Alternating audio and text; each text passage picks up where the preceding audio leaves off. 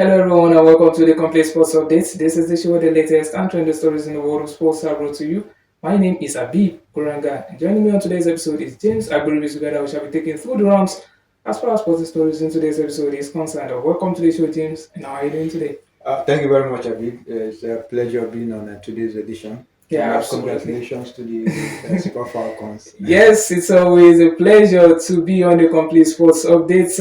Yes, it's always a beautiful day to talk about the sports we all love as the Super Falcons of Nigeria have advanced into the final of the 2024 Women's Africa Cup of Nations following their 2-1 victory over the Banyana of South Africa. Right here on Complete Sports Updates, we shall review the Falcons 2-1 win over the Israeli side as well as previewing their final matchup against the Atlas Lionesses of Morocco. So, James, welcome back once more to the show. Thank you very much. Yes, it's no longer a secret that the Super Falcons of Nigeria have now qualified into the final of the 2024 WAFCON with a 2-1 victory over South Africa.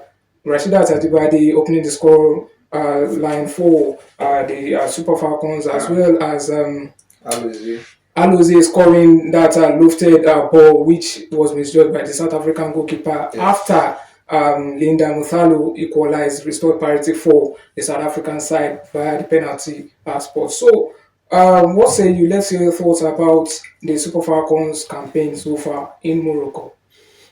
Well, Abib, for me, I would say so far so good. Mission X is still on course.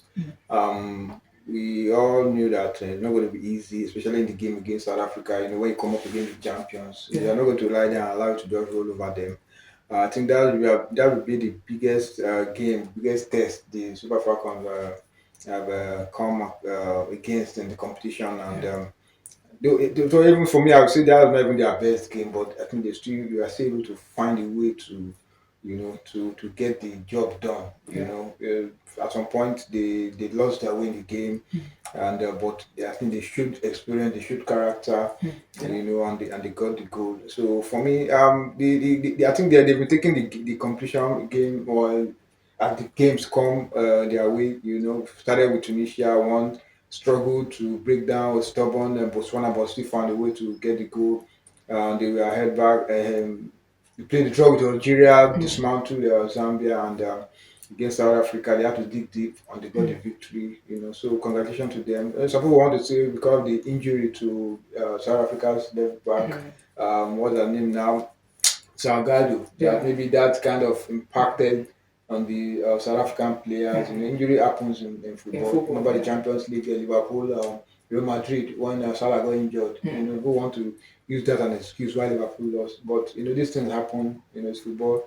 And quick recovery to her. But like I said, congratulations to Super Falcons, Mission X, still on course. Yes, quick recovery to Salgado right there. So, something I've been so underrated, like for the Super Falcons, which is actually the defensive line of the side. They've actually not considered a goal from the open play. Well, the first goal they actually considered was actually the penalty, which was scored by Linda Montado right there.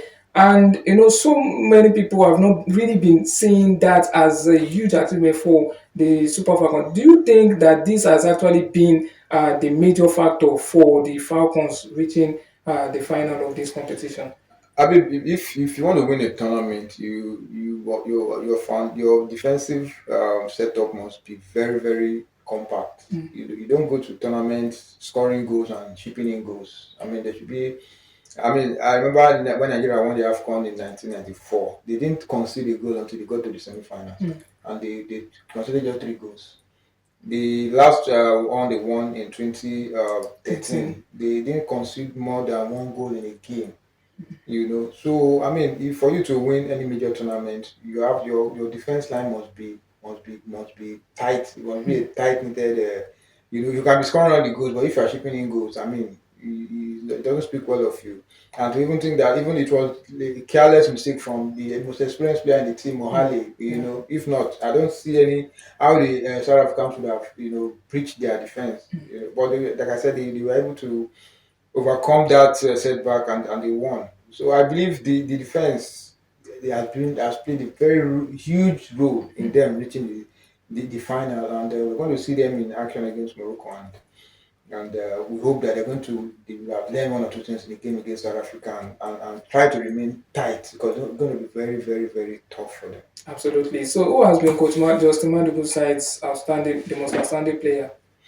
Well, a couple of players have done well. It's very difficult to. Well, we want to see Rashida because he has won three Man of the match Player of the title. Match award, Yeah. but Woman there of are the certain match. players, yeah, certain players who have done well for themselves.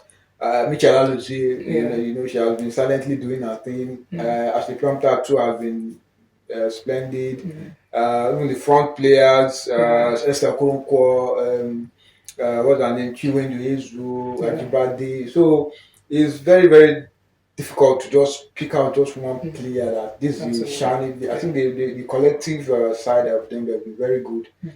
So I mean that's what you want in it. When they are in the collective, I mean they bring out the best in them. Yeah, absolutely.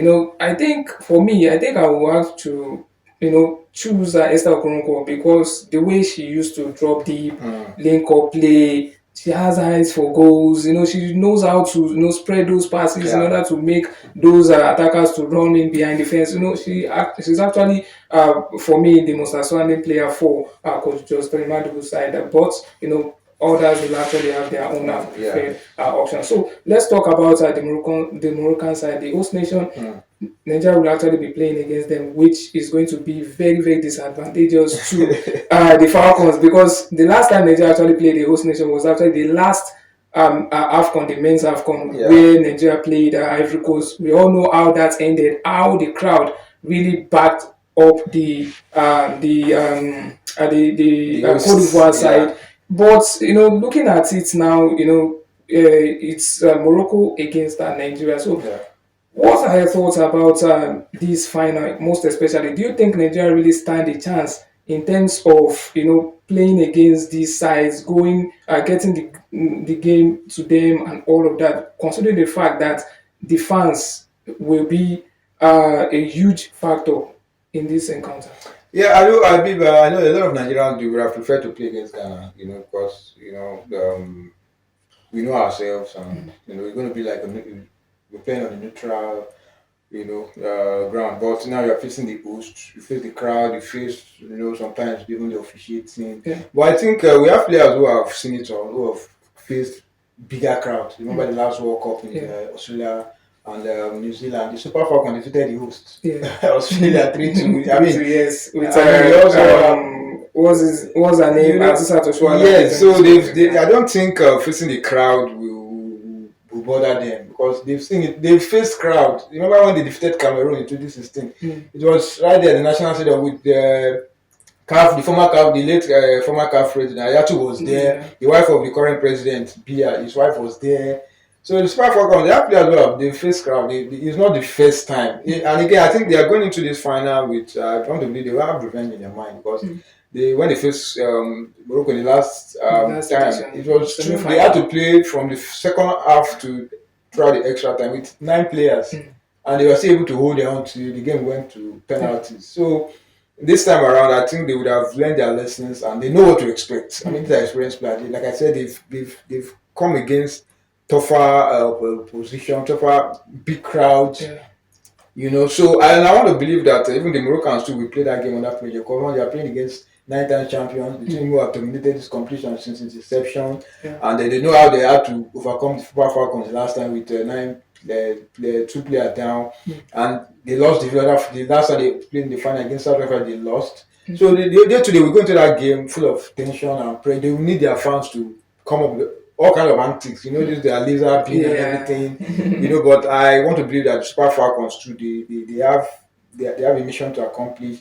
They've gone through now the 3 teams that they lost in the last edition, they've beaten 2, remain 1. They defeated Zambia, they defeated South Africa, it remained the host team Morocco to complete the revenge mission. So they have 2 missions now. The X mission to claim their 10th, and the teams that defeated them the last edition, they're going all out for them. So like I said, the Super Falcons will go there full of confidence. The Moroccans too find their back. They have the fans, but they are also going to play under pressure. Yeah, absolutely. So, your prediction for the game? Yeah, it's going to be a tight one, and let me see. I want to believe the Super Falcons should be able to make this one 2-1. So on. That's James' prediction right there, and we do hope that the Super Falcons of Nigeria will carry the day and win their 10th Women's Africa Cup of Nations title. So thank you very much, James, for the wonderful and insightful analysis as always on Complete Sports Update. Thank you very Viewers, this is much. where we're wrapping things up as far as proceedings in today's episode is concerned. Do take care of yourselves and enjoy the rest of your day. Bye for now.